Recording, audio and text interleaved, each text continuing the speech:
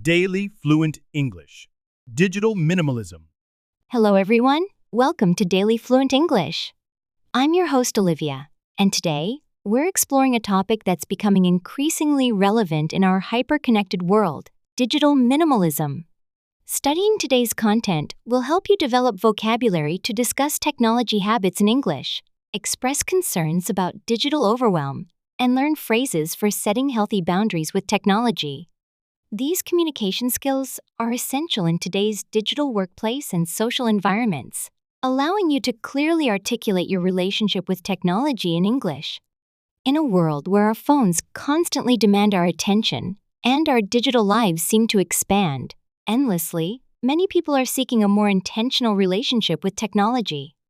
Digital minimalism isn't about rejecting modern tools entirely. It's about being thoughtful about which ones we use and how we use them. Today, I'll share my personal journey toward digital minimalism, introduce relevant vocabulary, and present a conversation example to help you discuss this topic fluently in English. Main content. My journey toward digital minimalism began about 3 years ago when I realized my relationship with technology had become unhealthy.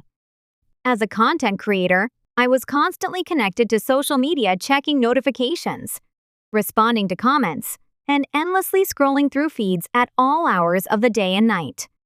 The signs of trouble were clear. I couldn't sit through a movie without checking my phone. Family dinners were interrupted by the urge to document everything for social media, and my concentration had deteriorated significantly. I experienced anxiety whenever I disconnected, fearing I was missing something important. The turning point came during a vacation at a lakeside cabin. Instead of enjoying nature and time with my partner, I found myself hiking to the highest point every few hours just to get cell reception. When my partner pointed out that I hadn't been mentally present since we arrived, I knew something had to change. I started with small steps, turning off non-essential notifications, setting specific times to check social media, and creating tech-free zones in my home, particularly the bedroom. I deleted social media apps from my phone, allowing access only through my computer, which created a helpful barrier to mindless scrolling. The transition wasn't easy. I experienced genuine withdrawal symptoms, restlessness, anxiety, and FOMO, fear of missing out. Several times, I caught myself reaching for apps I deleted, revealing how automatic these behaviors had become. After a few weeks, however, I noticed significant improvements. My attention span and sleep quality improved. Conversations became richer as I gave people my full attention. Most surprisingly, my creativity flourished without the constant input from social media. My mind had space to generate original ideas rather than just react to others. I eventually discovered Cal Newport's concept of digital minimalism, which gave me a framework for understanding my experience.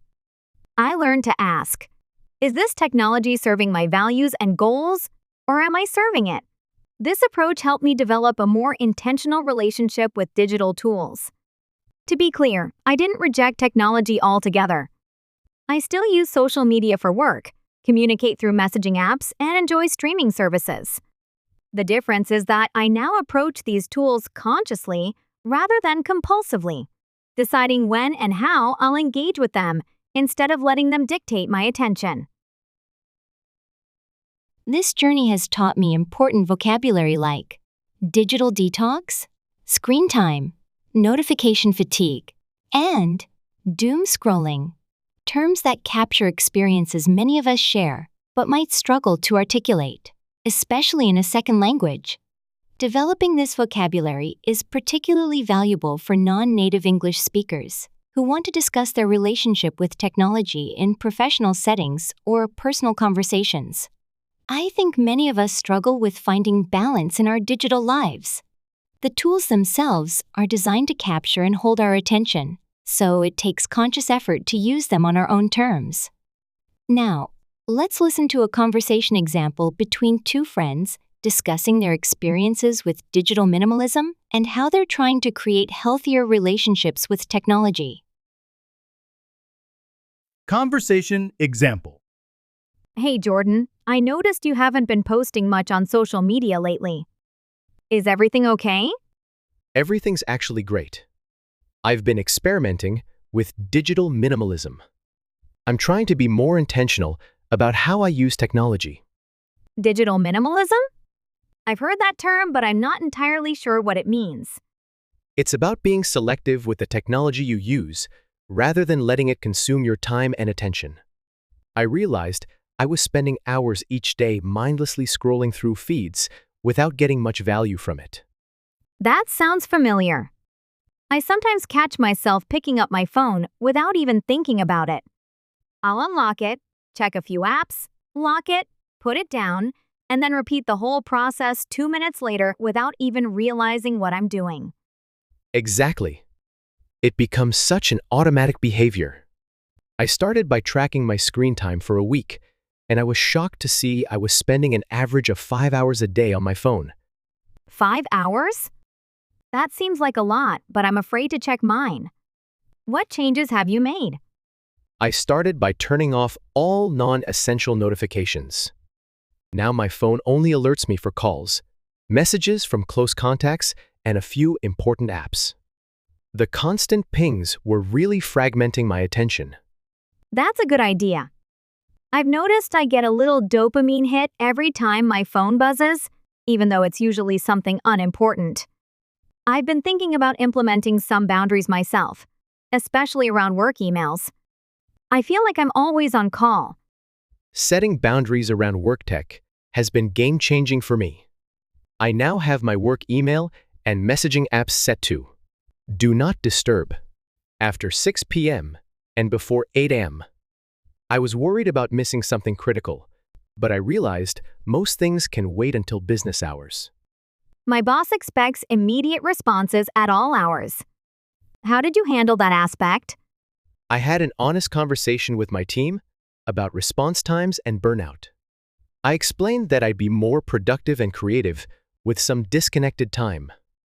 I still check for emergencies, but I've set the expectation that routine matters will be addressed during work hours.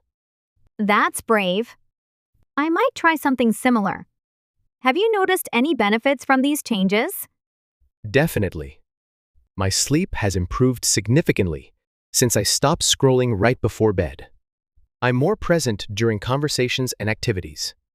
And I've rediscovered hobbies that I had neglected. I'm reading actual books again instead of just headlines and posts. That sounds refreshing. I've been feeling lately like I'm constantly consuming, but never creating or truly experiencing anything. Do you ever worry about missing out on what's happening online? I did at first classic FOMO, but I've realized that truly important news or updates usually reach me anyway. And I still use social media, just more purposefully. I set aside specific times to check in rather than doing it constantly throughout the day. That makes sense. I think I need to try something like this. Where would you recommend I start if I want to cut back on my digital consumption? Start small, maybe delete one app that consumes a lot of your time, but gives you little value in return. Or try a short digital detox, like no screens after 9 p.m., or keeping your phone in another room during meals. The key is to be intentional about creating space between you and your devices. I like the idea of no phones during meals. My partner has been complaining that I'm always half present during dinner. I think I'll start there and see how it goes. That's perfect. Remember, it's not about rejecting technology completely. It's about making sure it's enhancing your life rather than distracting from it. Let me know how it goes, and if you need any support with your digital boundaries. Closing thoughts. Listening to Taylor and Jordan's conversation, I appreciate how they discuss technology habits without judgment. Notice how they use phrases like, "I've been experimenting with," and "I'm trying to be more intentional," rather than making absolute statements about what's right or wrong. The vocabulary they use terms like digital minimalism, screen time, automatic behavior, setting boundaries, and FOMO helps them articulate their experiences clearly. I also find it interesting how they acknowledge the challenges of making these changes. especially when they involve workplace expectations. Their discussion highlights that digital minimalism isn't about one-size-fits-all rules, but about finding what works for your specific circumstances and values. I hope today's episode has provided you with useful vocabulary and insights for discussing your relationship with technology in English. Whether you're interested in adopting digital minimalism principles or simply want to be more articulate about technology's role in your life, having the right words can make these conversations more productive. If you found this episode helpful, please share it with friends who might benefit from it. And keep an eye out for our next episode, where we'll continue exploring relevant topics that enhance both your English fluency and your daily life. Until next time, this is Olivia from Daily Fluent English, encouraging you to be intentional not just with your technology, but with your words as well. Take care!